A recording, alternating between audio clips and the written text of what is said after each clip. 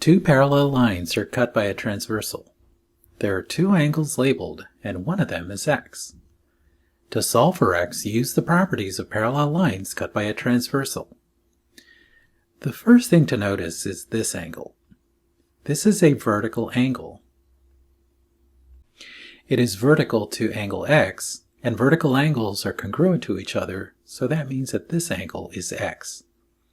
The next thing to notice is that x and the 68-degree angle form same-side interior angles. The property of same-side interior angles is that they are supplementary, so x plus 68 degrees is equal to 180 degrees. So now we can solve an equation. 68 degrees plus x is equal to 180 degrees.